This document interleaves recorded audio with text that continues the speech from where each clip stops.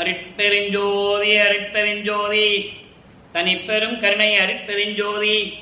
எல்லா உயிர்களும் இன்புற்று வாழ்க, வள்ளல் மலரடி வாழ்க வாழ்க, கொல்லா விரதம் குவளை எல்லாம் ஓங்குக, நல்லோர் நினைத்த நலம் பெறுக, நன்றி நினைத்து எல்லோரும் வாழ்க இசைந்து.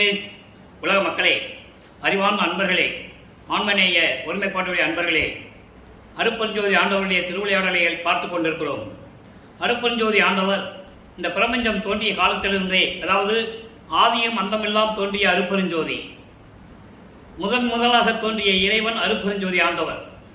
அருட்பெருஞ்சோதி ஆண்டவர் எவ்வளவோ திருவிளையாடல்கள் இந்த பிரபஞ்சத்திலே 4 யுகங்களிலும் செய்திருந்தாலும் கூட, கலியுகத்தினுடைய கடைசி திருவிளையாடல் 1823ஆம் ஆண்டு தொடங்கி 30/1/1874 இரவு 12 மணி வரையிலும் அருட்பெருஞ்சோதி ஆண்டவருடைய திருவிளையாடல் நடந்து கொண்டிருக்கிறது. காரணம், ஏற்கனவே சமயங்களும் மதங்களும் மார்க்கங்களும் இந்த 4 யுகங்களிலுமே உருவாகி சிவபெருமானை கடவுள் என்றும், ஏன்னா சைவ சமயத்தை சேர்ந்த சிவபெருமான், அதே போன்று வைஷ்ணவ சமயத்தை சேர்ந்தவர்கள் திருமாலை கடவுள் என்றும், இப்படி அவங்களுக்கு கருத்துக்கு ஏற்றபடி சமயங்களை உருவாக்கி, அந்த சமயங்களுடைய தலைவர்களினுடைய பெயர்களை உருவாக்கி, அதற்கேற்றபடி ஆலயங்களை அமைத்து, வழிபாட்டு முறைகளை அமைத்து மக்களை வழிபட செய்து விட்டார்கள். யுகங்களுக்கும் சமயங்களுக்கும் மதங்களுக்கும் மார்க்கங்களுக்கும் கால அளவு உண்டு. அதெல்லாம் முடிந்த பிறகு இந்த உலக மக்களுக்கு என்று ஒரு தனி மார்க்கம் வேண்டும். அது சுத்த சன்மார்க்கமாக இருக்க வேண்டும், சமரசமாக இருக்க வேண்டும். உலக மக்கள் அனைவரும் சமரசமாக எந்த விதமான வேறுபாடுகளின்றி வாழ வேண்டும் என்பதற்காகவே சுத்த சன்மார்க்கத்தை நிறுவி அதை தன் மகன் கையில் ஒப்படைப்பதற்காகத்தான் தனது மகனை, தனது செல்வ பிள்ளையை ஒரு தாயின் வழியாக இந்த மண்ணுலகை வருவிக்க செய்தார். வருவிக்க செய்த பிறகு 1ஆம் ஆண்டிலிருந்து 8 ஆண்டுகள் வரையிலும் தன் மகனுக்கு எந்த விதமான அருளையும் கொடுக்கவில்லை. 1823ஆம் ஆண்டு தொடங்கிய திருவிளையாடல் 1874 ஆண்டு வரை 51 ஆண்டுகள் திருவிளையாடல் நடந்து கொண்டிருக்கிறது. ஒவ்வொரு 8 ஆண்டுகளிலும் 51 ஆண்டுகளை 8 8ஆக பிரித்து 6 8 48, கடைசியில் இந்த 3 வருடங்கள் தான் கிளைமேக்ஸ், அங்கே மேட்டுக்குப்பம் சித்தி விழாவும். அப்போ இந்த 8 ஆண்டுகளை தன் மகனுக்கு எப்படி அருளை கொடுத்தார் என்பதையும், நமது பிள்ளை பெருமானவர்கள் இறைவனிடமிருந்து எப்படியெல்லாம் அருளை பெறுவதற்காக இறைவனை வேண்டிக் கொண்டிருக்கிறார் என்பதையும், அதன் பிறகு சுத்த சன்மார்க்கத்தை பெற்ற பிறகு எப்படியெல்லாம் அருளை பெற்றுக்கொண்டு இறைவனானார் என்பதையும், அதன் மூலமாக அருட்பெருஞ்சோதியுடைய திருவிளையாடல்கள் எப்படியெல்லாம் நடந்தது என்பதையும் திருவருட்பாவிலே நமக்கு அருளியிருக்கிறார்கள். அதை நாம் பார்த்து கொண்டிருக்கிறோம். ஒவ்வொரு திருமுறையிலிருந்தும், ஒவ்வொரு பதிகத்திலிருந்தும், ஒவ்வொரு பாடலிலிருந்தும் இறைவனுடைய திருவிளையாடல் எப்படியெல்லாம் நடந்தது, இறைவனுடைய அருளை பெறுவதற்காக நமது பிள்ளை பெருமானவர்கள் எப்படியெல்லாம் துன்பப்பட்டார்கள் என்பதையெல்லாம் இந்த பாடலின் மூலமாக நாம் பார்த்து கொண்டிருக்கிறோம். 8 ஆண்டுகள் வரையிலும் வருவிக்கவுற்று 8 ஆண்டுகள் வரையிலும் இறைவன் தன் மகனை வந்து பார்க்கவில்லை. ஒரு தாயின் கருவறையிலே இருக்கும்போது போய் பார்த்தது, அது திருவிளையாடல் தனி, அதெல்லாம் தனி திருவிளையாடல். அதன் பிறகு குழந்தை பருவத்திலே பிள்ளை ஜலத்திலேயே திரைதூக்க தரிசித்த போது வேய்வகை மேல் காட்டாதே எந்தனக்கே வெளியாய் காட்டிய மெய்புறவா மெய்ப்பொருளே என்று கூறுவார். அங்கதான் சிதம்பர ரகசியத்தை தன் மகனுக்கு காட்டியது சிதம்பரத்திலே. அப்போ இந்த நிலைகள்லாம் மாறின பிறகு 8 ஆண்டு, அதுக்கு பிறகு மறைப்பு நிலையை தன் மகனுக்கு கொடுத்து விடுகிறார். 8 ஆண்டுகள் வரையிலும் எந்த விதமான அருளையும் கொடுக்காமல் தன் மகனை அலைய விடுகிறார். அதை தான் நம்ம இன்னைக்கு பார்க்க போறோம். அதை தெளிவாக பாடலிலே கூறியிருக்கிறார்கள். அதை நம்ம இன்னைக்கு பார்க்க போறோம். எப்படியெல்லாம், அதாவது ஒரு பள்ளிக்கூடத்தில் போய், ஒரு பாடசாலையில் போய் கல்வி கற்காமல் எனக்கு எப்படியெல்லாம் சாகா கல்வியை கற்றுத்தந்தாய் என்ற நிலையையும் எல்லாமே இன்றைக்கு இருக்கின்ற பதிவிலே நாம் பார்க்க போகிறோம். கவனமாக கேளுங்கள். இப்போ 9வது ஆண்டிலே பிள்ளை பெருமானவர்கள் வருவிக்கவுற்று 9வது ஆண்டிலே இறைவன் வந்து தன் மகனை ஆட்கொள்கிறார். தன் மகன் முன் தோன்றி மகனை ஆட்கொண்டு, மகனே நீ என்னால் வருவிக்க விட்டவன் என்ற நிலையை மட்டும் தெரிவித்து விட்டு, ஏன் வருவிக்க விட்டா என்ற நிலை அப்போ அவர் சொல்லலை, நல்லா நீங்க புரிஞ்சுக்கணும். ஞானத்தை கொடுத்து விட்டு மறைந்து விடுகிறார். முன்பருவம் பின்பருவம் காட்டி உனக்கு அருள் புரிவேன் என்று சொல்லி மறைந்து விடுகிறார். முன்பருவம் பின்பருவம் என்பது அந்தந்த காலகட்டங்களில் 8 ஆண்டுகளுக்கு எப்படி அருளை கொடுக்கிறார் என்பதுதான் இன்றைய பதிவிலே நாம் பார்க்க போகிறோம். நல்லா கவனிங்க. ஞானம் கிடைத்த பிறகு இறைவனிடம் முறையீடு செய்கிறார் நமது பிள்ளை பெருமான் அவர்கள். அதான் திருவருள் முறையீடு என்ற பதிகம் உருவாகிறது. திருவருள் முறையீடு மொத்தம் 232 பாடல்களை கொண்டது. ஒவ்வொரு பாடலிலும் இந்த சமயங்களும் மதங்களும் மார்க்கங்களும் சிவபெருமானை எப்படி உருவகப்படுத்தின என்பதையும், மக்கள் எல்லாம் எப்படி உருவகப்படுத்தி வழிபட்டு கொண்டிருந்தார்கள் என்பதையும், சமயங்களும் மதங்களிலும் மார்க்கங்களில் கூறப்பட்ட சங்கற்ப விகற்பங்களில் எப்படியெல்லாம் மக்கள் ஈடுபட்டு கொண்டிருந்தார்கள் என்பதையும், சங்கற்ப விகற்பங்கள் என்பது குறியீடுகள், திருநீர் பூசுவது, உத்தராட்ச மலை அணிந்து கொள்வது, காவி அணிந்து கொள்வது, இப்படியெல்லாம் நிறைய குறியீடுகள் இருக்கின்றன. இந்த நிலையில் இருக்கும்போது நமது பிள்ளை பெருமான் அவர்களும் எப்படி இறைவனை வழிபடுகிறார் என்பதை நாம் பார்த்து கொண்டிருக்கிறோம். இன்னைக்கு 141வது பாடல். இதுவரை 140 பாடலுடைய விளக்கத்தை பார்த்திருக்கிறோம். இன்றைய பாடலை பாருங்க. தென்னீர் முடியனை காணாதன் கண் இருள் சேர் குருட்டு கண்ணீர் சொரிந்த கண் காசக்கண் புன் முளைக்கண் நகர்கண் புன்னீர் ஒழுகும் கொடுங்கண் பொறாமை கண் புன்கண் வன்கண் மண்ணீர் இமையுற்ற கண் மாமணி நீத்தக்கண் மாலை கண்ணே. இது பாடல். அதாவது இறைவனை பார்த்து வணங்க முடியாத இருந்த கண்கள் இருந்து என்ன பிரயோஜனம்? இறைவனை பார்த்து கண்குளிர பார்த்து இறைவனை வேண்டி அவன் அருளை பெறாவிட்டால் அந்த கண்ணு இருந்து என்ன பிரயோஜனம்? அந்த கண்ணு எப்படிப்பட்ட கண் என்றது சொல்ற. நல்லா கவனிங்க. அதாவது கங்கையை சடையில் சூடிய இறைவனை பார்க்காதவர்களின் கண் எது போல இருக்கிறது என்றால், இருள் சூழ்ந்த குருட்டு கண்ணில் கண்ணீர் வலியும் கண். குருட்டு கண்ணிலே கண் வலியும், அந்த கண்ணீர் வலியும். அப்படிப்பட்ட கண் படலம் படர்ந்த கண். அந்த பொறைன்னு சொல்லுவாங்கல்ல, கண்ணில் புற விழுந்துச்சு திரை விழுந்துச்சுன்னு சொல்லுவாங்கல்ல, அந்த மாதிரி கண். அழுக்கு கண், புண்ணிலிருந்து வடியும் நீர் கொண்ட கண், பொறாமையுடைய கண், தீய வகையிலேயே பார்க்கும் கொடிய கண், மண் சகதியை பூசிய கண், கண்ணுள் மணி இல்லாத கண். கண் இருக்கும், அது உள்ள கருப்பு மணி இருக்காது, வெள்ளையா இருக்கும், வெள்ளை படர்ந்து இருக்கும். அப்படிப்பட்ட கண் மாலை கண். இது போன்று இந்த நிலையில் இருக்கின்ற கண்களாகும். நான் உன்னை பார்த்து விட்டேன் அல்லவா, அதுக்குதான் இந்த பாடலை சொல்ற. இத்தனை கண்ணு ஏன் சொல்றாருன்னா, அதாவது உன்னை பார்த்து வணங்க முடியாதவர்களுடைய கண்ணு இருந்து என்ன பிரயோஜனம்? ஒவ்வொரு உபயோகம் இல்லை. அந்த கண் எப்படிப்பட்டதுன்றது இத்தனை வகையா சொல்லிட்டாரு.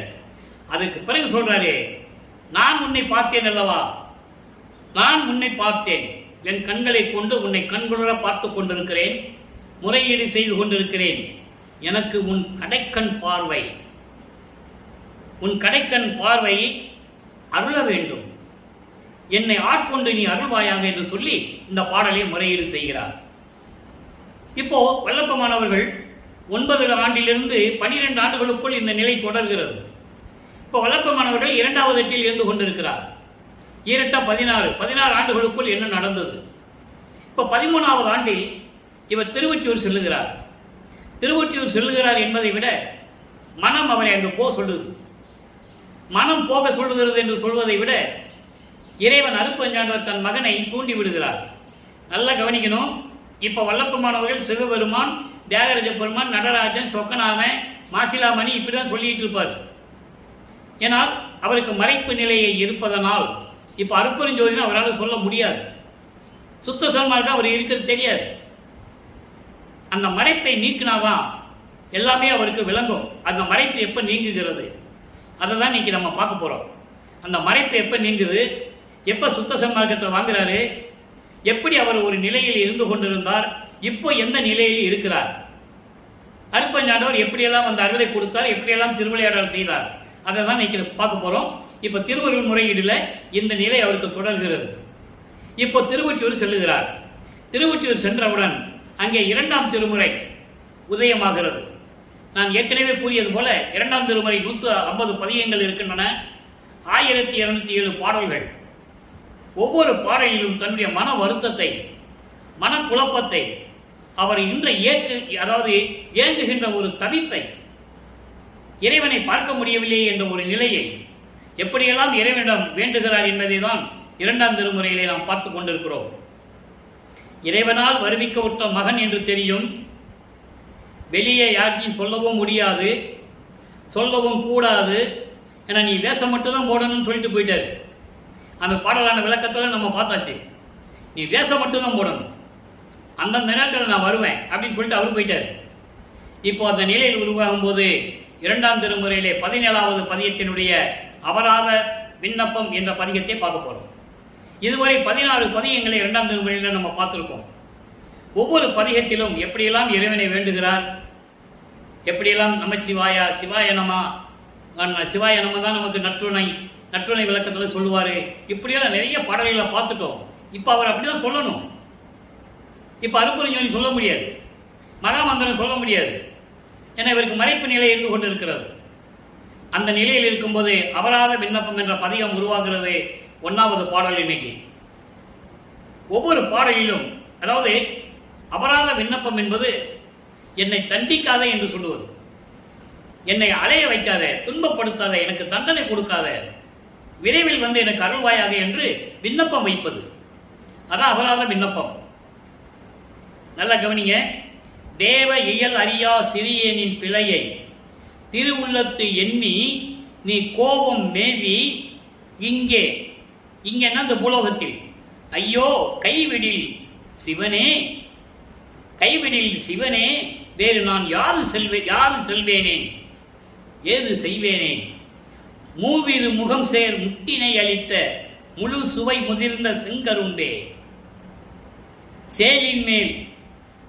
சேலின் மேல் ஓங்கும் செடுமணி குன்றே திருவெற்றியூர் மகிழ் தேவே. இது வந்து பாடல். இந்த பாடல் எப்படி சொல்றார் பாருங்க. இறைவனிடம் எப்படி வேண்டுகிறார், எப்படி விண்ணப்பம் வைக்கிறார் நீங்க கவனிக்கணும். அதாவது தேவ இயல் என்பது இறைவனுடைய அருள் சக்தி, அது இயற்கை தன்மை.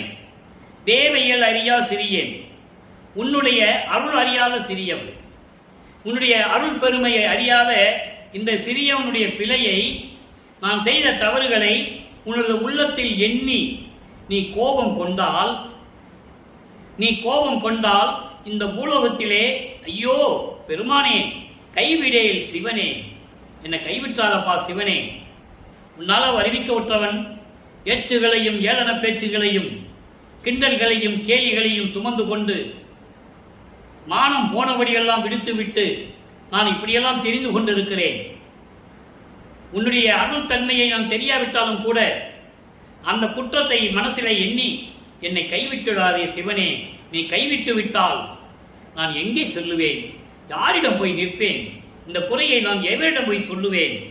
மூவீரு முகம் சேர் முத்தினை அளித்த, மூவீரு முகம் 3x2 6, 6 முகத்தை கொடுத்த முருகனை கொடுத்த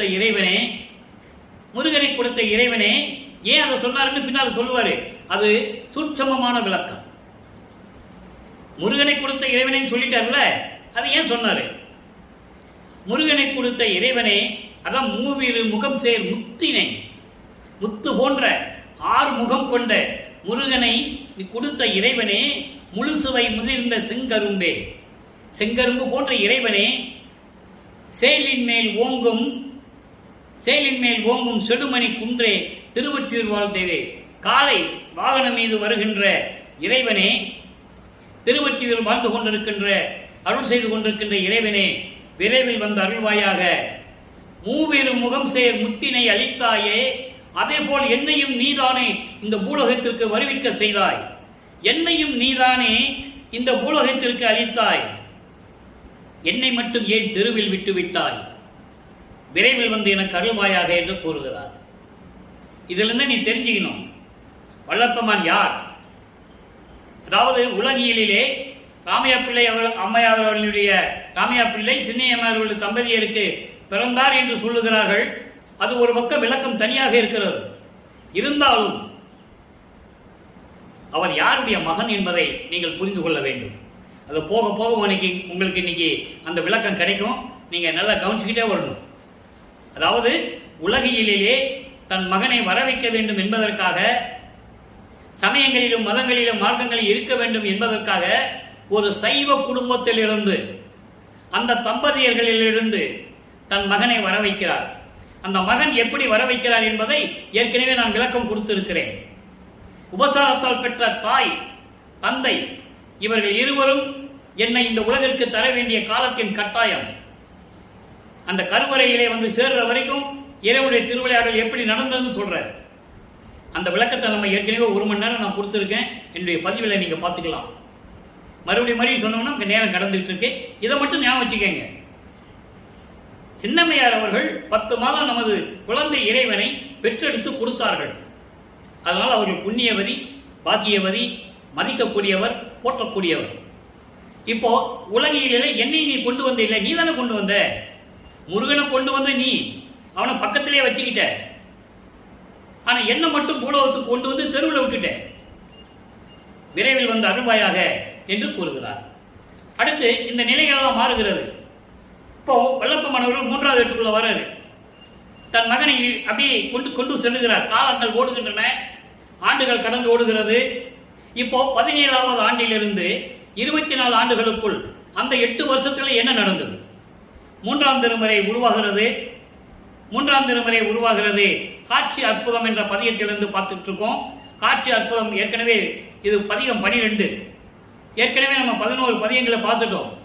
ஒவ்வொரு பதியத்திலையும் தியாகராஜ பெருமான் எப்போ வருவார், இவர் ரோட்டில் நிற்கிறதும், அவர் வராம போறதும், அதன் பிறகு நாரையும் கிளிகளையும் தூது அனுப்பியும் புரோஜனம் இல்லை. விடிய விடிய திருவொற்றியூரில் இருந்ததுதான் புரோஜனம், வேற ஒன்றும் கிடையாது. அதுக்கப்புறம் ஒரு குறைச்ச பெண்ணுடைய குறி கேட்கறதையும் பார்த்தோம். இந்த நிலைகளெல்லாம் பார்த்த பிறகு காட்சி அற்புதம் என்ற பதிகம் உருவாகிறது. இதுல இறைவன் காட்சி கொடுக்கிறார். அது மட்டும்தான். இவர் தூரத்தில் இருந்து காட்சி கொடுப்பாரு, இவர் இங்கிருந்து பார்ப்பாரு. இவர் தெருவில் நின்றுட்டு இருப்பாரு, கோயிலுக்கு முன்னால் தெருவில் நின்றுட்டு இருப்பாரு. இவர் உள்ள காட்சி கொடுப்பாரு, மறைஞ்சிருவாரு தியாகராஜ பெருமான். அதை சொல்றாரு. இன்னைக்கு 9வது பாடலை பார்க்க போறோம். நல்லா கவனிங்க. நிறந்தார். ஏன் ஒரு பாடலை சொல்லி உங்களுக்கு இறைவனுடைய திருவிளையாடலை கூறுகிறேன் என்றால், இது இறைவனுடைய கட்டளை, எனக்கு இட்ட கட்டளை. பாடலை சொல்லி தான் அந்த உண்மையை மக்களுக்கு சொல்லணும். கதையாகவோ கற்பனையாகவோ திருவிளையாடல சொல்ல முடியாது. இந்த சமயங்களிலும் புராணங்களிலும் சொல்றதான் சொல்லலாம், அது கதையா சொல்லலாம். இது அவர் பெற்ற அனுபவம். நமது பிள்ளை பெருமான் அவர்கள் நேரடியாக பெற்ற அனுபவம். அந்த இறைவனுடைய திருவிளையாடல் எப்படியெல்லாம் நடந்த அனுபவத்தை மக்களுக்கு எடுத்து கூறுகிறார் ஒவ்வொரு பாடலின் மூலமாக. நிறந்தார் கங்கை நீர் சடையார், நெற்றி விழியார், நித்தியனார், சிறந்தார் ஆக புயத்து அணிவார், திருவால் ஒற்றி தியாகரவர், பறந்தார் கோயில் எதிரே நிற்க பார்த்தேன். சொல்லிட்டாரா? இவர் தெருவில் நிற்பாரு. அந்த கோயில் நேரம் ஒரு தெருவு இருக்கும், திருவொற்றியூர் போனா உங்களுக்கு தெரியும். இவர் தெருவில் நிற்பாரு. அப்ப சொல்றாரு, கோயில் எதிரே நிற்க பார்த்தேன், மீண்டும் பார்ப்பதன் முன் கறந்தார். கல்லுள் இருந்தேன், கல் உழந்தேன், என்னடி நான் கனவோ நனவோ கண்டதுவே. தன்னை ஒரு தலைவியாகவும் இறைவனை தலைவனாகவும் வர்ணனை செய்து ஒரு பெண் தோழியிடம் சொல்லுவது போல இந்த பாடலை நமக்கு அருளியிருக்கிறார்கள். எப்படிப்பட்ட இறைவனா? நிறந்தார், நிரந்தரமானவர். கங்கையை நீண்ட சடையில் வைத்துக் கொண்டிருப்பவர், நெற்றிக்கண் உடையவர், நித்தியனார், சுயமாக தோன்றியவர், அழிவில்லாத இறைவன், சிறந்தாராக உயர்த்து அணிவார். சுடுகாட்டில் போய் எரிஞ்ச மண்ட ஓடுகளை கோர்த்து மாலையாக தோளில் அணிந்து கொண்டவர். அப்படித்தானே உருவகப்படுத்தினாங்க. சமயங்களும் மதங்களும் மார்க்கங்களும் சிவபெருமானை பல உருவங்களாக உருவகப்படுத்தினார்கள். அதை தான் இவரும் சொல்றாரு. காலத்தின் கட்டாயம் அவர் அப்படிதான் சொல்லணும். திருவால் ஒற்றி தியாகரவர், திருவொற்றியூர் நகரில் இருக்கின்ற தியாகராஜன் அவர் பறந்தார். பரம் பிளஸ் தார். பறந்தார் என்பது பரநிலையில் இருக்கின்றவர், பரநாத நிலையில் இருக்கின்றவர். அப்படிப்பட்ட இறைவன் நான் கோயில் எதிரே நின்று கொண்டிருக்கிறேன், எனக்கு காட்சி கொடுத்தார். 24 ஆண்டுகள் வரைக்கும் எதுவுமே நடக்காதது அன்னைக்கு நடக்குது. காட்சி கொடுக்கிறார், அவ்வளவுதான். காட்சி கொடுக்கிறார். பார்த்தேன் பார்த்தேன், மீண்டும் பார்ப்பதன் முன் கறந்தார். மறுதடவை திரும்பி நான் இப்படி பார்க்கிறேன், போயிட்டார், மறைஞ்சிட்டார். என் மனம் எப்படி துன்பப்பட்டது தெரியுமா? கலல் உழந்தேன், மனம் உருகி நின்றேன், மனம் துன்பப்பட்டேன், வேதனைப்பட்டேன், வருத்தப்பட்டேன். தோழியே, நான் கண்டது கனவா நனவா என்று கூட தெரியவில்லை என்று இந்த பாடலை அருளியிருக்கிறார்கள். இதன் மூலம் உலக மக்களுக்கு தெரிவிக்கிறார். அதான் இந்த பாடலுடைய மைய கருத்து. உலக மக்களே, நான் இந்த பூலோகத்திற்கு நான் வருவிக்க உற்று 24 ஆண்டுகள் வரைக்கும் இறைவனிடமிருந்து எந்த அருளையும் பெற முடியவில்லை. நானும் திருவொற்றியூர், திருமுல்லவாயில், திருவள்ளித்தாயம் போன்ற இடங்களுக்கெல்லாம் சென்று இறைவனை வழிபட்டு எந்த விதமான பலனும் இல்லாமல் இருந்தேன். இப்பொழுதுதான் இறைவன் எனக்கு காட்சி கொடுத்தார். தியாகராஜ பெருமான் கோயிலிலே நான் எதிரே நின்றிருக்கும் போது காட்சி கொடுத்தார். மீண்டும் பார்ப்பதற்குள் மறைந்து விட்டார். நான் கண்டது கனவா நனவா என்று கூட தெரியவில்லை. உலக மக்களே, நான் இந்த நிலையில் இருந்து கொண்டிருக்கிறேன் என்று சொல்லி இந்த பாடலை நமக்கு அருளியிருக்கிறார்கள். இப்போ 4ஆம் திருமுறை உருவாகிறது. 24 ஆண்டுகள் வரைக்கும் இந்த நிலை ஓடிட்டு இருக்கு. அப்ப 4வது திருமுறை, அதாவது 4வது 8 4×8 32, 25வது ஆண்டிலிருந்து 32 ஆண்டுகளுக்குள் அந்த 8 ஆண்டுகளில் என்ன நடந்தது, அதை ஒவ்வொரு பாடலின் மூலமாக நாம் அருளியிருக்கிறார்கள். அதை பார்த்து கொண்டிருக்கிறோம். அந்த வகையில் இன்று நாம் பார்க்க வேண்டிய பாடல் அருள் பிரகாச மாலை 66வது பாடல், பதிகம் 2. ஏற்கனவே பதிகம் 3 பிரசாத மாலையை பார்த்து விட்டோம். அபராத மாலை, அபராத மன்னிப்பு மாலை, அந்த பதியெல்லாம் பார்த்து விட்டோம்.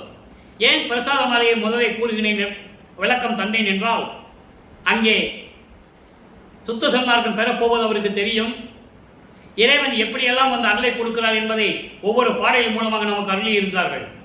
சுத்த தேகம் எப்படி கொடுத்தாரு, தத்துவங்களை எப்படி கடக்க சொன்னாரு, அந்த கண்ணங்களை எப்படி கடக்க சொன்னார் என்பதை பிரசாத மாலையில பார்த்துட்டோம். பிரசாத மாலை என்பது எல்லாருமே கோயிலில் நின்றுட்டு இருக்காங்க. சிவபெருமான் ஒரு அடியார் இடத்துல வந்து எல்லாருக்கும் திருநீர் கொடுத்துட்டு இருக்கிறார். எல்லாருக்கும் தெரியாது, ஏதோ ஒரு அடியார், சிவன் அடியார் திருநீர் கொடுக்கிறார், அவ்வளவுதான். இவர் போய் நீட்டுறாரு. அவர் சொல்றாரு, இனிமேல் உனக்கு தேவையில்லை மகனே, நீ இதெல்லாம் கடந்து வந்து விட்டாய்.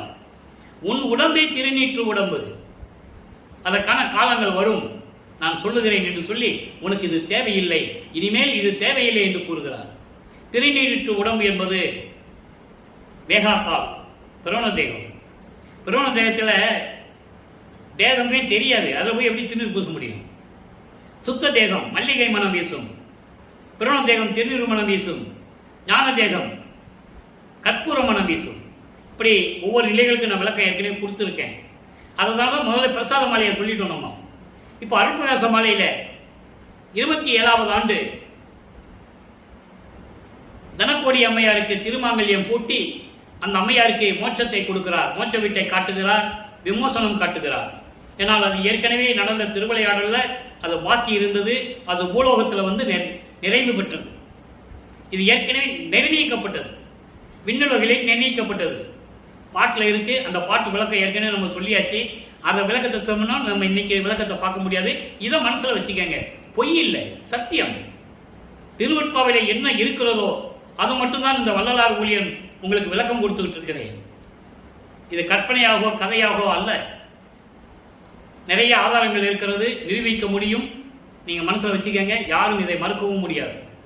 அப்ப இந்த நிலையில் இருக்கும்போது காட்டுகிறார், தனக்கோடியா மாதிரி திருமாங்கல்யம் பூட்டோன்னு அந்த அம்மாவுக்கும் நினைவு வந்துருது, மறைப்பு நீங்குகிறது, தான் யார் என்ற நிலை உணர்கிறார்.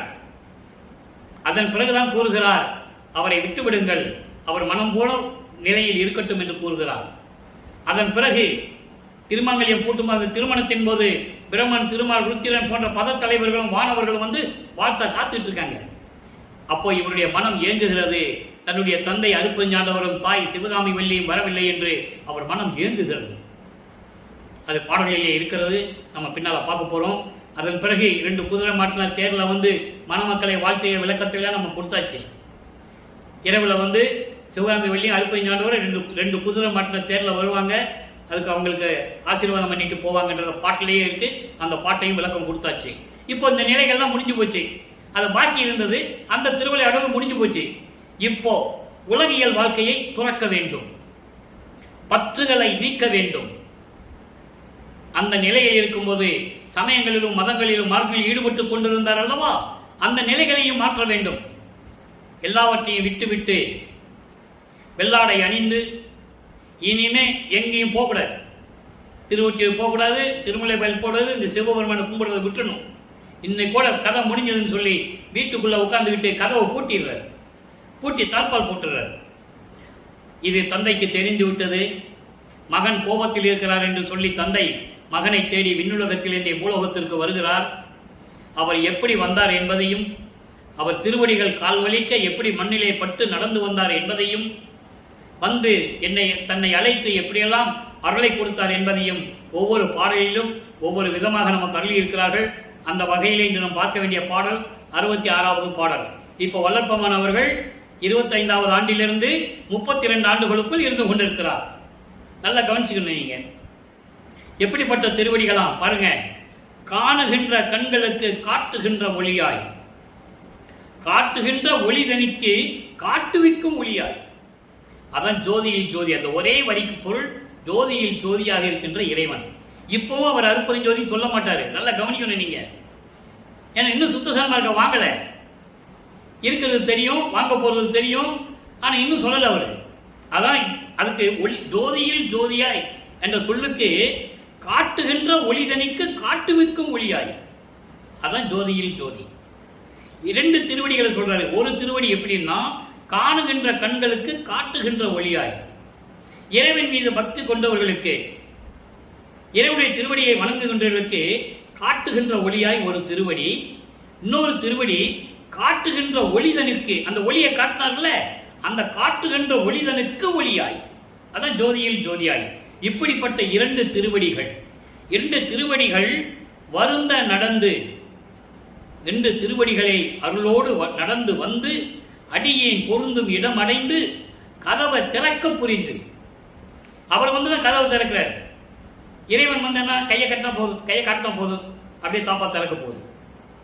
கதவை திறக்க புரிந்து என்ன சொல்றாரா மகன் கிட்ட, கோணுகின்ற மனத்தாலே நானுவதேன் மகனே, இத்தனை வருடங்கள் துன்பப்பட்டு விட்டாய், எவ்வளவு துயரங்களை பட்டு விட்டாய், எல்லாம் நான் தான் காரணம் மகனே, எல்லாம் என் செயல், எல்லாம் என் திருவிளையாடல், அதனால் துன்பப்பட்டு கொண்டிருக்கிறாயே, வெட்கப்படாதே மகனே, வருத்தப்படாதே மகனே என்று சொல்லி குறைவர வாழ்க, எந்த குறையும் இல்லாமல் பூரண மகிழ்ச்சியோடு இந்த பூலோகத்தின் வாழ்வாக என மகிழ்ந்து கொடுத்தனை ஒன்று எனக்கு ஒரு அருள்படையை கொடுத்தார்.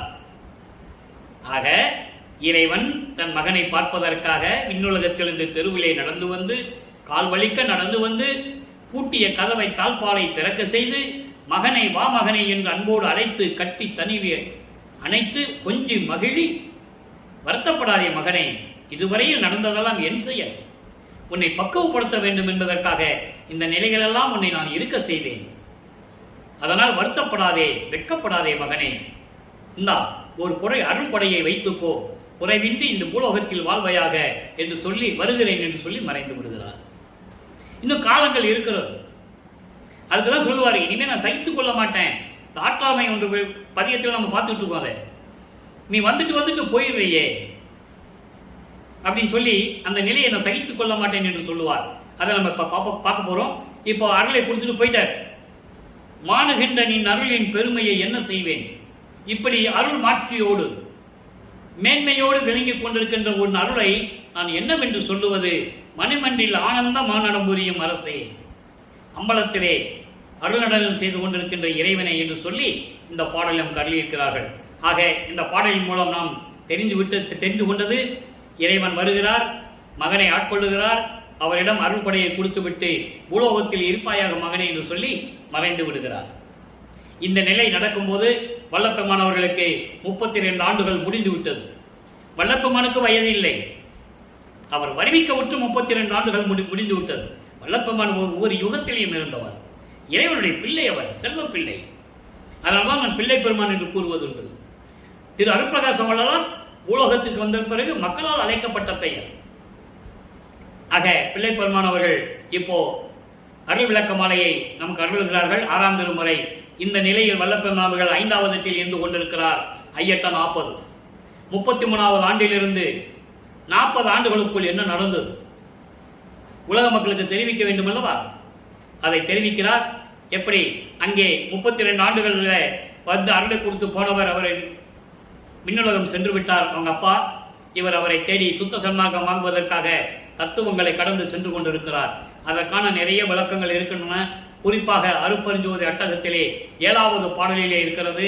தத்துவங்களை தனித்தனியாக கடந்தேன், தத்துவாதீன மேல்நிலையில் சித்தியல் முழுதும் தெரிந்தேன், அவை மேல் சிவநிலை தெரிந்திட சென்றேன் என்று சொல்லுகிறார். இதை அருட்பெருஞ்சோதி அகவலிலே நீங்கள் பார்க்கலாம். 6 காட்டிய அருட்பெருஞ்சோதி என்று ஒரு இடத்திலே சொல்லுவார். ஏறாநிலை மீசை ஏற்றி எந்தனக்கே 6 காட்டிய அருட்பெருஞ்சோதி. முதல்ல காட்டுறாரு மகனுக்கு. எப்போ? சமயங்களிலும் மதங்களிலும் மார்க்கங்களில் ஈடுபட்டு இருந்த போது இந்த 36 தத்துவங்களை காட்டுகிறார். அப்பதான் கடத்திய அருட்பெருஞ்சோதி என்று சொல்லுவார். ஏறா நடுநிலை ஏற்றி எந்தனையை ஈண்டு 6 கடத்திய அருட்பெருஞ்சோதி. 2 விதமா சொல்லுவார். அதை முதல்ல காட்டிய அருட்பெருஞ்சோதி, அப்புறம் கடத்திய அருட்பெருஞ்சோதி. இப்போ தத்துவங்களை கடந்து எல்லாம் சென்று அங்கே போய் கொண்டிருக்கிறார். அங்கே ஒரு காலகட்டத்தில் ஒரு இடத்தில் செல்லும் போது வழி தெரியாமல் நின்று கொண்டிருக்கும் போது அருள் சக்தி ஒரு கையை தூக்கி விடுகிறார். எல்லா பாடல்கள் இருக்க நம்ம விளக்கத்தை பார்த்துட்டோம். மகனை எதிர்கொண்டு அருட்பெருஞ்சாண்டவர் வரவேற்று அழைத்து சொல்லுகிறார். அங்கே சத்தியஞான சபை இருக்கிறது. பொற்றவையிடும் சிற்றவையிடும் கூடிய சத்தியஞான சபையிலே ஒரு சிங்காதனத்திலே தன் மகனை அமர்த்தி மாணவர்கள் அறிய, விண்ணுலகம் அறிய எல்லாமே இருக்கிறாங்க. பிரம்மன், திருமால், ருத்திரன் எல்லாமே இருக்கிறாங்க. அறிய சிங்காசனத்தில் அமர்த்தி, இவன் என் மகன், இவனுக்கு மணிமுடி சூட்டுகிறேன், என் பிறகு இந்த பிரபஞ்சத்தை இயக்கக்கூடிய வல்லமை படைத்த இறைவன் இவன்தான் என்று சொல்லி அங்கே மணிமுடி சூட்டி எல்லா நிலைகளையும் பெற்றுக்கொண்டு சுத்த சன்மார்க்கத்தை பெற்றுக்கொண்டு சாகா கல்வியை கற்றுக்கொண்டு எல்லாம் இங்க வர, இங்க வந்துட்டு அடிக்கடி போயிடுவார். பாடல சொல்றாரு. ஆனா இங்க இருக்கிறவங்க என்ன சொன்னாங்க, அவரை பற்றி சொல்லும்போது, எங்கேயோ போயிட்டாருப்பா, எங்க போனாருன்னு தெரியாது, 6 மாசம் ஆகும், 3 மாசம் ஆகும், 4 மாசம் ஆகும், எங்கேயோ போயிட்டு வருவார், இப்படிதான் சொன்னார்கள். ஆனா அவர் என்ன சொல்றாரு, நான் அங்க போயிட்டு தான் வருவேன்னு சொல்றாரு. எவ்வளவு முரண்பாடை! அதாவது உண்மையை எப்படியெல்லாம் மறைத்தார்கள் என்பதை நீங்கள் புரிந்து கொள்ள வேண்டும். அந்த காலத்தில் படித்தவர்களை மக்கள் நம்பினார்கள். படித்தவன் பொய் சொல்ல மாட்டான் என்று சொல்லி எல்லாவற்றையும் நம்பினார்கள். அந்த நிலை அப்படி அல்ல. அவர் அடிக்கடி அங்கே போயிடுவார். போயிட்டு அப்பா கிட்ட என்னென்ன வாங்கணும், எப்படியெல்லாம் பேசணும், அப்படியெல்லாம் போயிட்டு வந்துடுவார். இப்போ அருள் விளக்க மாலையில் என்ன சொல்றாரு, இப்போ நேராக பூலோகத்திற்கு வராரு. அப்போ அவர் 5வது எட்டை கடந்து 6வது எட்டிற்குள் இருந்து கொண்டிருக்கிறார். 6 8 48. 41வது ஆண்டிலிருந்து 48 ஆண்டுகளுக்குள் என்ன நடந்தது என்பதை பார்க்க போகிறோம். அதிலே முக்கியமானது, இப்போ இவர் கருமொழியில் இருந்து கொண்டிருக்கிறார் நமது பிள்ளை பெருமான் அவர்கள். அங்கே இருக்கும்போது தர்மசாலையை இங்கே வடலூரில் நிறுவியது. அதன் பிறகு நீதிமன்றத்திலே நீதியை நிலைநாட்டியது. அதன் பிறகு சித்தி வளாகம், அதாவது மேட்டுக்குப்பம் என்ற இடத்துல போய் தங்கியது. அங்கே இருந்து கொண்டு சபையை கட்டியது. இதெல்லாம் நம்ம பின்னால பார்க்க போறோம். அந்த பாடல்கள் இருக்காது. பாடல்களில் இருக்கின்ற சூட்சும விளக்கங்களை வைத்துக் கொண்டு ஒரு பதிவை நம்ம செய்யணும். அதை பின்னால பார்த்துக்கலாம். இப்போ அருள் விளக்க மாலைன்னு ஒரு பதிவத்தில் சொல்றாரு. இன்னைக்கு 78வது பாடல். பாடலை நல்லா கவனிங்க. இங்கதான் எல்லா உண்மையும் சொல்லுவார். இந்த பாடல்ல சிறு வயதிலிருந்து எப்படி இருந்தாரு, அதாவது இறைவன் ஆட்கொள்ளும் போது அவர் எப்படி இருந்தார் சொல்றாரு. பான் மறுத்து விளையாடும் சிறுவ பருவத்திடையே, இந்த பான் என்பது பால், இல்லுதான் இன்னாவகம் அருவி நிற்கிறது. பால் மறுத்து விளையாடும் சிறு பருவத்திடையே. அப்ப நான் விளையாடுற குழந்தைன்னு சொல்றேன். பால் மறப்பாங்கள, தாய்ப்பால் மறக்கிற குழந்தைங்க தெருவில் விளையாட போயிடும். நல்லா கவனிக்கணும். பால் மறுத்து விளையாடும் சிறு பருவத்திடை அப்படின்னா பால் மறந்து எதுவும் அறியாத வயது, விளையாடுகின்ற வயது. அப்படிப்பட்ட அந்த வயதிலே சிறு பருவத்திடையே பகரும் உலக இச்சை ஒன்றும் பதியாது என் உள்ளத்தே மான் மறுத்து விளங்கும் திரு 5 எழுத்து பதிய வைத்த பெருவாழ்வே. மான் என்பது மால், இல்லுதான் இன்னாகம் அருவி நிற்கிறது. மால் என்பது மாயைகள், மயக்கம். இவர் என்ன சொல்றாரு, நான் பால் மறுத்து விளையாடும் சிறு பருவத்திலே, அதாவது அறியாத வயது, எதுவும் தெரியாத வயது, நல்லது கெட்டது தெரியாது, எது நன்மை தீமைன்னு தெரியாது. அப்படிப்பட்ட வயதிலே நான் தெருவிலே விளையாடி கொண்டிருக்கும் போது உலக இச்சைகள் என்று சொல்லக்கூடிய மண்ணாசை, பெண்ணாசை, பொன்னாசை இவற்றையெல்லாம் என் உள்ளத்தில் பதியாது, என் உள்ளத்திலே தோன்றாமல், அப்பவே தோன்றாமல், என் உள்ளத்திலே தோன்றாமல் பால் மறுத்து விளங்கும் திரு ஐந்தெழுத்து மந்திரத்தை வைத்த பெருவாழ்வே. அப்ப சமயங்களும் மதங்களும் மார்க்கங்களிலும் ஈடுபட்டுக் கொண்டிருந்த போது ஐந்தெழுத்தும் மந்திரம் சிவாய நம, சிவாய நமன் சொல்லலாம், நமச்சிவாயன் சொல்லலாம். ஆனா முதல்ல உதயமானது சிவாய நம தான். அதன் பிறகு அது நமச்சிவாயமாக மாறியது. இப்படி ஒரு ஐந்தெழுத்து மந்திரத்தை என் உள்ளத்தில் தோன்ற வைத்து உலக இச்சைகள் எல்லாம் என் உள்ளத்தில் ஒன்று கூட பதியாத அளவிற்கு என்னை ஆண்டு கொண்ட இறைவனே என்று சொல்லுகிறார். ஆக 9வது ஆண்டில் தன்னை இறைவன் ஆட்கொண்டதை தெளிவுபடுத்துகிறார். மறுபடியும் எங்க சுத்த சன்மார்க்கத்தை வாங்கின பிறகு அதை நீங்க நல்லா புரிஞ்சுக்கணும். சுத்த சன்மார்க்கத்தை வாங்கின பிறகு ஏற்கனவே சமயங்களிலும் மதங்களில் இருந்த போது என்ன நடந்தது அப்படின்னு சொல்றார். அப்போ 9வது ஆண்டிலே இறைவன் தன்னை ஆட்கொண்டதை இங்க மறுபடியும் சொல்லுகிறார். அப்போ நான் சிவாய நம தான் சொல்லிட்டு இருந்தேன் அப்படின்ற உண்மையும் சொல்லுகிறார். அப்ப அவருக்கு அருப்பெருஞ்சோதி, அருப்பெருஞ்சோதி, தனிப்பெருங்கண்ணை, அருப்பெருஞ்சோதி மகாமந்திரம் தெரியாது, அருப்பெருஞ்சோதி தெரியாது, சுத்த சன்மார்க்கம் அப்ப தெரியாது. அதனால சிவாய நம தான் அவருக்கு தெரியும். அதையும் சொல்லுகிறார். அதை நீங்க புரிஞ்சுக்கணும். அப்புறம் ஏன் வேண்டாம்னு சொன்னார்ன்றதை நீங்கள் புரிஞ்சுக்கணும். சிவாய நம என்று ஐந்தெழுத்து மந்திரத்தை பதிய வைத்த பெருவாழ்வே. அப்போ எனக்கு நீ சிவாய நமன் தான் சொல்ல சொன்ன, அதான் நான் சொன்னேன். அப்படிதான் நான் சொல்லிட்டு இருந்தேன். அடுத்து இப்ப சொல்ற பாருங்க, மீன் மறுத்து சுடர்மயமாய். மீன் மறுத்து, மீன் என்பது நட்சத்திரங்கள். பகல்ல நட்சத்திரம் தெரியாது, நட்சத்திரம் தெரியல, அதனால நீ சுடர்மயமாய் வந்துட்ட. உதயமாகி நீ சுடர்மயமாய் வரும்போது நட்சத்திரங்கள் மறைந்து விட்டன. அப்படி விளங்கியதோர் விண்ணே, விண்ணில் இருக்கின்ற வானுலகத்தில் இருக்கின்ற இறைவனே, அடுப்பரின் ஜோதியே, விண் அனந்தம், விண் அனந்தம் உள்ளடங்க விரிந்த பெருவெளியே. விண் அனந்தம், விண் அனந்தம் என்பது அளவற்ற உலகங்கள், எத்தனையோ உலகங்கள் இருக்குது விண்ணிலே. அப்படி எல்லா உலகங்களும் உள்ளடங்க இருந்த பெருவெளியே, பெருவெளியில் இருக்கின்ற இறைவனே, எல்லா உலகங்களையும் அடக்கி கொண்டிருக்கின்ற இறைவனே என்று சொல்லுகிறார். பரவெளி, பரம்பரவெளி, பராபரவெளி, பெருவெளி, பெருசுகவெளி, அதன் பிறகுதான் வெட்டவெளி. அதுதான் சிவஞான வெளி, சுத்த சிவஞான வெளி. அது வெளிதான் கடவுள் நிலை அறிந்து அம்மையாகக்கூடிய நிலை. சரியக்கிரிய யோகம் என்ற 12 நிலைகளும் மதங்களையும் மார்க்கங்களையும் சமயங்களையும் சார்ந்தது. முன்னாங்க 12. 13வது நிலை திரையோதச நிலை. அதுவும் தான் ஞான சரியை உருவாகிறது. அங்கதான் சுத்த சன்மார்க்கம் உருவாகிறது. ஞான சரியை, ஞான கிரியை, ஞானத்தில் யோகம், ஞானத்தில் ஞானம், அதுதான் வெட்ட வெளி. இதான் இதுக்கு விளக்கம். அப்போ அந்த வெளியில் இருக்கின்ற இறைவனே, ஊன் மறுத்த பெருந்தவர்க்கு ஒளி வடிவம் கொடுத்தே. அதாவது தன் உடலை ஒரு பொருட்டாக நினைக்காமல் தவம் இருக்கிறார்களே, அவர்களுக்கு உன்னுடைய ஒளி தேகத்தை காட்டி, விளங்கும் நடத்தரசே, என் உரையும் அணிந்தருளே, நான் சொல்லுகின்ற பாடல்களையும் விண்ணப்பங்களையும் முறையீடுகளையும் கேட்டு எனக்கு அருள வேண்டும் என்று கூறுகிறார். அடுத்து ஒரு வேண்டுகோள் வைக்கிறார். வேண்டுகோள் வைக்கிறார். இப்ப நீ வந்து அருள்னு சொல்லிட்டார்ல, அப்போ ஒரு வேண்டுகோள் வைக்கிறார் தந்தையிடம். 10வது பாடல், வேண்டுகோள் என்ற விண்ணப்பம். 10வது பாடல். இனித்த செங்கரும்பில் எடுத்த, இனித்த செங்கரும்பில் எடுத்த தீஞ்சாற்றில் இளம் பத பாகோடு, வெள்ளப்பாகோடு கரும்பு சாறு எடுத்து அதை காய்ச்சினா பாகு வரும்.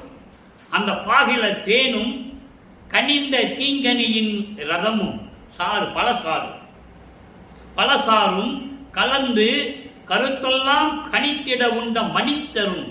மணித்தரும்னா மக்கள், உலக மக்கள், உலகிலே இருந்து கொண்டிருக்கின்ற மக்கள் எல்லாம் கரும்பு சாறு எடுத்து அதை பாகெடுத்து அந்த பாகிலே தேனும் பழங்களுடைய ரசமும் கலந்து உள்ள மகிழ உண்ட மனிதர்கள்.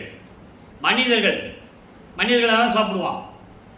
பழரசம், பாகு, தேனு எல்லாம் கலந்து சாப்பிட்டு மகிழ்ந்து கொண்டிருக்கின்ற மனிதர்களும் சரி. அடுத்து சொல்ற பாருங்க, அமுத உணவு கொண்டு அருந்தும் வான நாட்டவர்களும் இயக்க. அமுத உணவு கொண்டிருக்கின்ற வானவர்கள், தேவர்கள், பிரம்மன், திருமால் முதல் அத்தனை பேருமே அமுதம் உண்டவர்கள். இவர்களெல்லாம் வியக்கும்படி. அப்படின்னு என்ன சொல்றாரு? பூலோகமும் வானோலகமும் வியக்கும்படி. இவ்வளவு அருமையா சொல்றாரு பாருங்க. உலக மக்களும் விண்ணுலகத்தின் தேவர்களும் வியக்கும்படி, பூலோகமும் விண்ணுலகமும் வியக்கும்படி தனித்த மெஞ்ஞான அமுது எனக்கு அளித்த. அதான் முக்கியமான வார்த்தை. இறைவனை பற்றியும் சொல்லுகிறார், மனிதர்களை பற்றி சொல்லி, தேவர்களை பற்றி சொல்லி இவங்கெல்லாம் வியக்கும்படி எனக்கு தனித்த அமுது, தனித்த மெஞ்ஞான அமுது, அருளோடு கூடிய சுத்த சன்மார்க்க அமுது. மெஞ்ஞானம் சுத்த சன்மார்க்கத்தில் இருந்தாலும் அவனுக்கு மெஞ்ஞானம் கிடைக்கும். இல்லைன்னு ஞானம் மட்டும்தான், அதோட போக வேண்டியது. அவரு கர்ம சித்தி யோக சித்தியோட போயிடுவாங்க. அதை முத்தி நிலை, அவ்வளவுதான். சித்தி என்பது தனி மெஞ்ஞான நிலை. சித்தி என்பது நிலை அணு சேர்ந்த அனுபவம், நிலை சேர்ந்த அனுபவம், கடவுள் நிலையை சேர்ந்த அனுபவம். அது சித்தி என்பது. சித்தர்கள் கொடுக்கிறதெல்லாம் அதெல்லாம் சித்தி கிடையாது, அதெல்லாம் கண்கட்டி வித்தை. சித்தி என்பது இறைவனுக்கு மட்டும்தான் உண்டு. அப்படி அருளோடு கூடிய மெஞ்ஞான அமுது எனக்கு அளித்த மெஞ்ஞானம் அமுது என்பது சுத்த சன்மார்க்கம். சுத்த சன்மார்க்கம் தான் மெஞ்ஞானம் கிடைக்கும். அதான் அமுது அளித்த தனியவா, தனியவா தனித்து நின்ற இறைவனே, யாரிடம் ஒப்பிட முடியாத இறைவனே, நிகரற்ற இறைவனே, சுத்த சன்மார்க்க தலைவனே, அதான் தனியவா. இனிய வாழ்வர்களே, சீக்கிரம் வான்னு சொல்றாரு. இன்னும் காலங்கள் இருக்கு, இன்னும் ஆண்டுகள் இருக்கு, இன்னும் 9 ஆண்டுகள் இருக்கு. இப்ப இந்த வல்லப்பமானவர்கள் இந்த வேண்டுகோளை விடுக்கும் போது அவர் வருவிக்க விட்டு 42 ஆண்டுகள் ஆகிறது. இன்னும் 9 ஆண்டுகள் பாக்கி இருக்கு. இவரு கூப்பிடுறாரு, அப்பன வா வான்னு கூப்பிடுறாரு. அவரு இவன் சும்மா கூப்பிட்டுட்டே இருக்கிறான். இன்னும் 9 வருஷம் இருக்குதுன்னு அவர் காத்துக்கிட்டு இருக்கிறார். இப்போ ஆற்றாமை, ஆற்றாமை என்பது அதான் நான் ஏற்கனவே சொன்னேன். என்னால் சகித்துக் கொள்ள முடியலன்னு கேட்கிற. வர போற, உன் கூட தான் இருக்கிறேன்னு சொல்ற, ஒரு நாளா 2 நாளா இருக்கிற, அப்புறம் திரும்பி போயிடுற, நான் வர்றேன் மகன்ட்டு போயிடுற, இது என்னால் சகித்துக் கொள்ள முடியவில்லை என்று சொல்லுகிறார். அதற்கு ஒரு பாடல், இன்று 9வது பாடல். அந்த பதிகத்திலே நல்லா கவனிங்க. ஒப்பார் உரைப்பாரின் பெருமைக்கு என மாமலைகள் ஓலமிடும். நல்ல கவனிங்க. ஒப்பார் உரைப்பார் நின் பெருமைக்கு என மாமலைகள் ஓலமிடும். மாமலைகள்னா அதாவது வேதங்கள். ரிக் வேதம், யசுர் வேதம், சாம வேதம், அதர்வண வேதம். இவங்கெல்லாம் இறைவன் சிவனுடைய இறைவனை பற்றி அவங்களுக்கு தெரியாது. ரிக் வேதம் இந்திரனை கும்பிடுறது, யசுர் வேதம் உருவ வழிபாட்டை சரியை கிரியை மேற்கொண்டு கும்பிடுறது, ஏதாவது அவங்க நினைச்ச தலைவர்களை பற்றி நினைச்சு கும்பிடுறது. யசுர் வேதம் நாக தேவதைகளை, சிறு தெய்வங்களை கும்பிடுவது, அதான் கல்கத்தால கும்பிடுறது. காளி மகா காளின்னு சொல்லுவாங்கல்ல, அவங்க கும்பிடுறது. அவங்க மீன் கூட சாப்பிடுவாங்க, கேட்டா கடலில் பூத்த புஷ்பங்கள். அதர்வண வேதம் பிரம்மனை கும்பிடுவது. இவங்களெல்லாம் இறைவன் சிவபெருமானுடைய நிலையை தெரியல, அருட்பஞ்சாவுடைய நிலையை தெரியல. சிவபெருமான் என்பது சமயங்களிலும் மதங்களிலும் மார்க்கங்களில் இருக்கும்போது சொன்னது. இவர்களெல்லாம் அவங்களுடைய நிலையை தெரியவில்லை என்று புலம்பி ஓலமிட்டு கூச்சலிட்டுக் கொண்டு காத்து கொண்டிருக்கிறார்கள் என்று சொல்லுகிறார். உன்னுடைய அருள் திறமையை உன்னை ஒற்றவர்களால் சொல்ல முடியும், எங்களால் சொல்ல முடியல என்று ஓலமிடுகிறது, புலம்புகிறது வேதங்கள் எல்லாம். அதுக்கடுத்து துப்பார் வண்ணம் சுடரே. துப்பார் வண்ணம் சுடரே என்ன? சுத்த சன்மார்க்கத்தை சேர்ந்த தூய்மையான புனிதமான ஆறுபெருஞ்சோதியே, மெய்ஜோதி படிக வண்ணத்தாய், அதாவது இயற்கை உண்மை விளக்க கடவுளாக இருக்கின்ற இறைவன் என்று சொல்கிறார். அததான் மெய் சோதி படிக வண்ணத்தாய். படிக வண்ணன் என்ன? ஜொலிக்கிறது. இயற்கை உண்மை விளக்கத்தின் அடிப்படையில் இருக்கின்ற அருட்பெருஞ்சோதியே, தனித்த தலைவனே. அடுத்த சொல்வார் பாருங்க, வெப்பானை தீர்த்து எனக்கு அமுதம் இருந்து புரிதல் வேண்டும். வெப்பானவை எல்லாம் தீர்த்து. வெப்பானவை என்பது ஒட்டுமொத்தமாக சொல்லுகிறார். துன்பங்கள், துயரங்கள், இடர்கள், பயம், அச்சம், இப்படி எல்லாத்தையுமே சேர்ந்துதான் வெப்பானை என்று சொல்லுகிறார். இந்த வெப்பானைகளை எல்லாம் தீர்த்து எனக்கு அமுதம் இருந்து புரிதல் வேண்டும், எனக்கு அருள் அமுதம் கொடுக்கல் வேண்டும், அருளமுதம் இருந்து புரிதல் வேண்டும், அருளமுதம் கொடுக்க வேண்டும். என் அப்பா அரசே, இனி சிறிதும் ஆற்ற மாட்டேன், சீக்கிரமான்னு சொல்றார். சீக்கிரமான்னு சொல்லிட்டாரா? இப்ப இறைவனை கூப்பிடணும். திருப்பள்ளி எழுச்சி. விண்ணுலகத்திலிருந்து பூலோகத்துக்கு கூப்பிடுறாரு, அதான் திருப்பள்ளி எழுச்சி. தூங்குறவனை எழுப்பி கொண்டு வரதில்லை. இறைவனுக்கு ஏது தூக்கம்? அது சமயங்களிலும் மதங்களிலும் மார்க்கங்களிலும் உண்டு. இறைவன் தூங்குகிறான், திருப்பள்ளி எழுச்சி பாட்டு போடுங்க, இறைவன் தூக்கத்திலிருந்து வருவாரு. அதெல்லாம் அந்த கதை. திருப்பள்ளி எழுச்சி என்பது விண்ணுலகத்திலிருந்து பூலோகத்திற்கு வந்து நீ எனக்கு அருள வேண்டும் என்று சொல்கிறார்.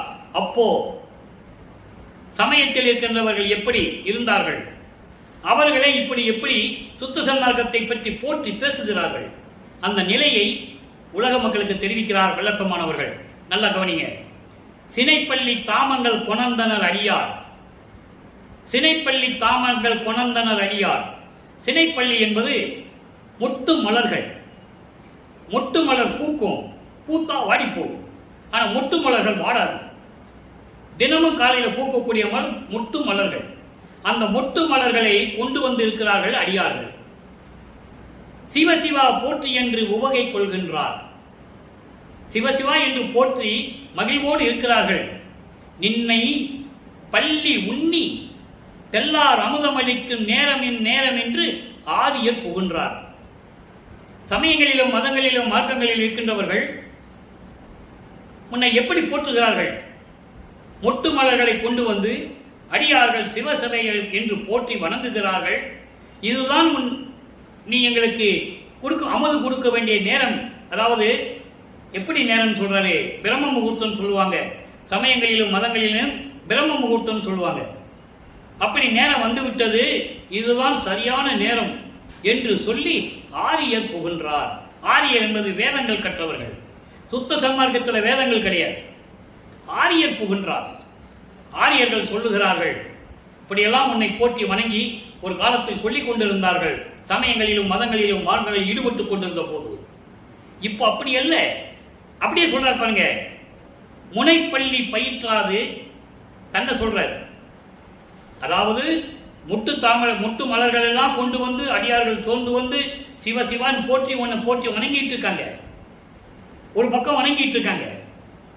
அவங்க இதான் நேரம், நல்ல நேரம், பிரம்ம முகூர்த்தம் வந்துருச்சு, நீ எங்களுக்கு அருணமுதம் கொடு, பிரம்ம முகூர்த்தத்தில் வான்னு சொல்லி உன்னை புகழ்கிறார்கள் வேதம் கற்றவர்கள். ஆனால் என்னை நீ என்ன செய்தாய்?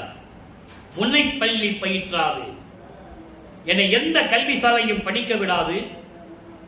நல்லா கவனிக்கணும். அற்புதமான பாடல் இது. சமயங்களும் மதங்களும் மார்க்கங்களும் சூழ்ந்திருந்த காலகட்டங்களில் நமது பிள்ளை பெருமானவர்கள் இருந்து கொண்டிருக்கிறார்கள். எல்லாமே இப்படி இருக்காங்க. அதாவது மலர்கள் எடுத்துட்டு போறாங்க அடியார்கள், சிவசிவான் போட்டி வணங்கி கொண்டிருக்கிறாங்க. எல்லாம் நடந்துகிட்டு இருக்கு. ஆனா நீ என்ன பண்ண? என்ன முனைப்பள்ளி பயிற்றாது. இதெல்லாம் எங்கேயும் போய் என்ன கற்றுக் கொடுக்காம, எந்த பாடசாலையிலும் போய் கற்றுக் கொடுக்காம என்றனை கல்வி பயிற்றி, எந்தனை சாகா கல்வி எனக்கு சொல்லிக் கொடுத்து, அப்ப என்ன பண்றாரு? என்னை தனியாக திருவிளையாடல் செய்தார் என் தந்தை என்று கூறுகிறார். அதை நீங்க புரிஞ்சுக்கணும். அவங்க எல்லாம் இப்படியெல்லாம் இருந்துகிட்டு இருக்காங்க. என்ன மட்டும் என்ன பண்ணீங்க? எந்த பாடசாலையும் படிக்க விடாம, இந்த சமயங்களையும் மதங்களையும் மாற்றி சொல்ல இந்த வழிபாடுகளை மேற்கொள்ள விடாம எனக்கு சாகா கல்வி பயிற்றி முழுவதும் உணர்வித்து உடல் பழுது எல்லாம் தவிர்த்து, உடல் பழுது என்ன? நோய், மூப்பு, மரணம் எல்லாவற்றையும் தவிர்த்து முத்தேகத்தை கொடுத்தாயே. முத்தேகத்தை கொடுத்தது அப்படி சொல்றாரு. உடல் பழுதெல்லாம் தவிர்த்து. உடல் பழுது என்பது நோய், மூப்பு, மரணம், திரை, நரை எல்லாம் அதில் டோட்டலா வந்துடும். இதெல்லாம் நீக்கி என்றும் இளமையாக இருக்கும்படி முத்தேகத்தை எனக்கு கொடுத்து என்னை பள்ளி எழுப்பிய அருட்பெருஞ்சோதி.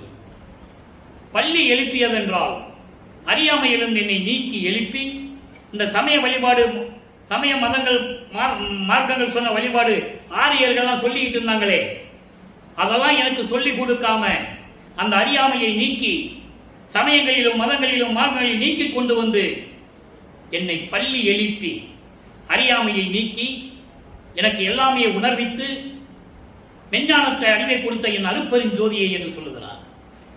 பிரமாதம், அற்புதமாக இருக்கும். யாரும் இந்த பிரபஞ்சத்தை இப்படியெல்லாம் சொன்னதே இல்லை.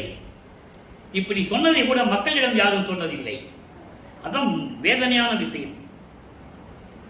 அப்படிப்பட்ட இறைவனே, என்னை பள்ளி எழுப்பிய இறைவனே, என் அப்பனே, பள்ளி எழுந்து வருவாயே, நீ சீக்கிரம் வந்து உலகத்திற்கு எனக்கு சீக்கிரம் வந்து அருளை கொடுக்க வேண்டும் என்று சொல்லுகிறார். வந்தார், தந்தை வந்தார். மகனும் தந்தையும் உரையாடுகிறார்கள். உரையாடிவிட்டு தந்தை சென்று விடுகிறார். அந்த நிகழ்ச்சியை திரிவுந்தியார் என்ற பதியத்திலே 2 வரியில சொல்லுவார். நான் ஏற்கனவே உந்திப்பற என்பதற்கு விளக்கம் கொடுத்திருக்கிறேன். உள்ளிருள் நீங்கிற்று, உள்ளத்தில் இருக்கின்ற இருள், அறியாமை, ஆணவம், செருக்கு எல்லாமே நீங்கிவிட்டது. என் உள் ஒள்ளி ஓங்கிற்று. அருட்பெருஞ்சோதி எனக்கு கிடைத்து விட்டது. தெல்ல அமுது உண்டேன். சுத்த சன்மார்க்கத்தை பெற்றுக்கொண்டேன். அமுது உண்டேன். நான் பசித்த போதெல்லாம் தான் பசித்ததாகி நல்ல அமுது கொடுத்த இறைவன் என்று சொல்லுவார். மகன் பசிக்கிறது என்று சொன்னால் தந்தை அருளமுதம் கொடுப்பார். வாழையில போட்டு சோறெல்லாம் சாப்பிட மாட்டார். வெளியில மக்கள்கிட்ட சொன்ன மாதிரிலாம் சொல்லக்கூடாது. இனிமே அவர் அருள் அமுதம் உண்டவர். அவருக்கு தெரியாமையே உண்டதெல்லாம் அமுதமாயிற்று என்று கூட சொல்லுவார். அப்படிப்பட்ட இறைவன் என்று உந்திப்பற வெளியே போய் சொல்லுன்னு சொல்றாரு. அந்த சக்தி கிட்ட, அந்த பறக்கிற சக்தி கிட்ட உந்திப்பற நீ போய் புலோகத்தில் சொல்லு, எல்லா உலகங்களையும் போய் சொல்லுன்னு சொல்றாரு. தித்திக்க உண்டேன் என்று உந்திப்பற. தித்திக்க உண்டேன், முழுவதுமாக இறைவனுடைய அருளை முழுவதுமாக பெற்றுக்கொண்டேன் என்று சொல்கிறார். எல்லா அருளையும் முழுமையாக நான் பெற்றுக்கொண்டேன் என்று சொல்கிறார். அடுத்து பாருங்க, அடைக்கலம் புகுதல் என்ற ஒரு பதிகம். அந்த பதிகத்திலே முக்கியமான பாடல் 7வது பாடலை பார்க்க போறோம். நல்லா கவனிங்க. பாடும் சிறியன் பாட்டு அனைத்தும் பழிக்க கருணை பாலித்து கோடுமன பேய் குரங்காட்டம் குலைத்தே சீற்ற கூற்று ஒழித்து நீடும் உலகில் அழியாத நிலைமேல் என்னை வைத்து என் உள்ளத்தை ஆடும் கருணை பெருவாழ்வே அடியேன் உன்றன் அடைக்கலமே.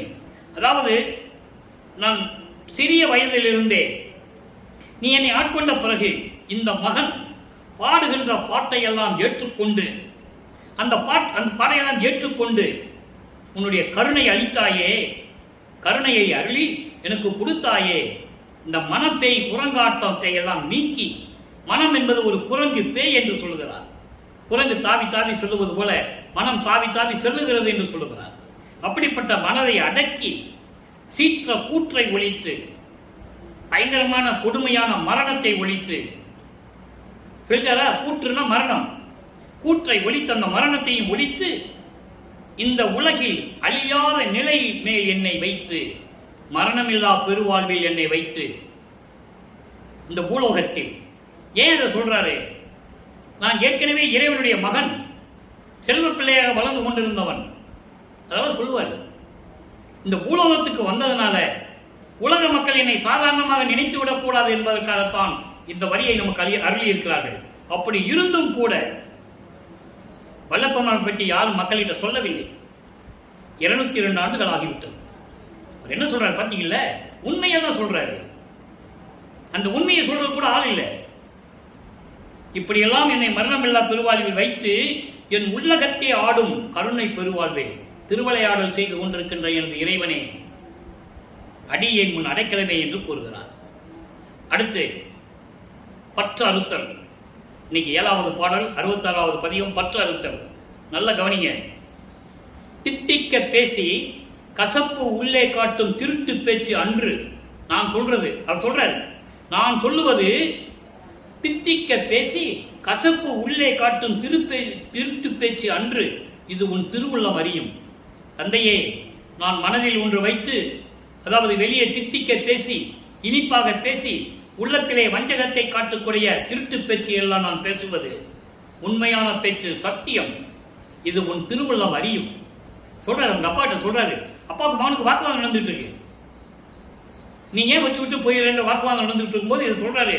அப்பா அருப்பெருஞ்சோதியே, என் தந்தையே, நான் இனிமையாக பேசி, வெளியிலே இனிமையாக பேசி உள்ளத்திலே வஞ்சகத்தை வைத்துக் கொள்ளுகின்ற திருட்டு பேச்சு எல்லாம் நான் பேசுவது இது சத்தியம், இது உன் திருவுள்ளம் அறியும். அடுத்து சொல்றாரு, எத்திக்கும் அறிய என் உடல் பொருள் ஆவிய என்பை 3ம் உள்ளன்போடு கொடுத்தேன். எல்லா உலகங்களும் அறியும்படி என்னுடைய உடல் பொருளை அத்தனையும் உனக்கு கொடுத்துட்டேன். இது சத்தியம் தானே? நான் கொடுத்துட்டேன். ஆனா நீ என்ன பண்ண?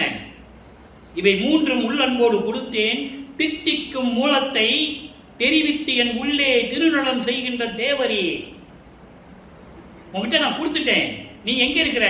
என் உள்ளத்தில் தித்திக்கும், அதாவது கடவுள் நிலையை அடைவதற்கான தித்திக்கும் மூலம் என்பது தித்திக்கும் மூலத்தை தெரிவித்து என்று சொல்லுகிறார். அப்ப தித்திக்கும் மூலம் எது? தித்திக்கும் மூலம் என்பது கடவுள் நிலையை அடைவதற்கான பிரபஞ்சத்தின் ரகசியங்களை தெரிவித்து என் உள்ளத்திலே திருவிளையாடல் செய்து கொண்டிருக்கின்ற இறைவனே. தெளிவா சொல்றார். இயற்கை உண்மையின் விளக்க கடவுளாகிய நீ திருவிளையாடல் செய்து கொண்டிருக்கின்ற என் உள்ளத்தில் இருந்து செல்கிற நீ கடவுள் நிலையை என்னுடைய அலையை அடைவதற்கு கடவுள் நிலையை அடைவதற்கு அந்த பிரபஞ்சத்தின் உண்மைகளை எல்லாம் எனக்கு தெரிவித்தாயே. அப்படிப்பட்ட நீர் தாமே இத்திக்கில் அப்படின்னா, அதாவது இந்த விஷயத்தில் இப்ப நான் 3 உடல் பொருள் ஆறு எல்லாம் உங்ககிட்ட கொடுத்துட்டேன், பிரபஞ்சத்தில் ரகசியம் தெரிவிக்கின்ற நீ, என் உள்ளத்திலிருந்து திருவடியாளர் செய்கின்ற நீ என்ன வேணாலும் செஞ்சுக்கோ. இந்த விஷயத்தை நீ எப்படி வேணா ஏத்துக்கோ, எனக்கு அதை பத்தி கவலை இல்லை. என்னை பள்ளி எழுப்பி மெய் இன்பம் தந்தீரே. மறுபடியும் சொல்றார், என்னை பள்ளி எழுப்பி மெய் இன்பம் தந்தீரே. என்னை அறியாமையிலிருந்து நீக்கி, சமயங்களில் மதங்களிலும் மார்க்கங்களிலிருந்து நீக்கி, எனக்கு உண்மையான இன்பத்தை, பேரின்ப நிலையை, கடவுள் நிலையை கொடுத்து விட்டீரே, அதான் மெய் இன்பம் தந்தீரே என்று சொல்லுகிறார். இப்போ இறுதியாக மெய்யொரு வியப்பிலே ஒரு பாடல். இப்போ எனக்கு முன்னை பள்ளி பயிற்றாது எந்தனை கல்வி பயிற்று என்று சொல்லுவார் திருப்பள்ளி எழுச்சியிலே. அதற்கு மெய்யொரு வியப்பிலே ஒரு பாடல் உண்டு. 14வது பாடல், 112வது பதிகம், மெய்யொரு வியப்பு. நாகாதிவனும் நாராயணனும் நான்முகனும் நறுமுறுமெனவே ஞான அமுதம் அளித்தாய் நானும் உண்டும் துண்ணவே சாகா கலையை பயிற்று தந்த தயவையை சாற்றற்கரிது. சாகா கல்வியை எப்படி கத்துக்கிட்டாராம்? இந்திரனும் பிரம்மனும் திருமாலும் கோபமா பார்த்துட்டு இருக்காங்க. நறுமுறுமெனவே பல்ல நறுன்னு கடிச்சுக்கிட்டு நமக்கு கிடைக்காத கல்வி தன் மகனுக்கு கற்றுக் கொடுத்துட்டு இருக்காருன்னு சொல்லி அப்படியெல்லாம் இருந்தாங்களாம். அப்படிப்பட்ட இறைவன் மெய்யொரு வியப்பில் எப்படி சொல்றாரு பாருங்க. 112வது பதிகம், 91வது பாடல். ஐவராலும் நின்னை அறிதற்கு அருமை அருமையே. ஐவர்னா யாரு? பிரம்மன், திருமால், ருத்திரன், மகேஸ்வரன், சதாசிவம். ஏற்கனவே 5 தொழிலை செய்து கொண்டிருந்தவர்கள். இப்ப செய்யல, இப்ப செய்வது வள்ளல் பெருமான். 30/1/1874 இரவு 12 மணியிலிருந்து 5 தொழில்களையும் செய்து கொண்டு இந்த பிரபஞ்சத்தை இயக்கிக் கொண்டிருப்பது வள்ளல் பெருமானவர்கள் என்பதை நான் பதிவு செய்ய கடமைப்பட்டிருக்கிறேன். மக்கள்கிட்ட யார் சொல்லல. இன்னும் மக்கள் நினைச்சிட்டு இருக்காங்க, பிரம்மன் படைத்தான், திருமால் காத்துக்கிட்டு இருக்கான், சிவன் பகவான் இருக்கான், ருத்திரன் இருக்கான், நினைச்சிட்டு இருக்காங்க.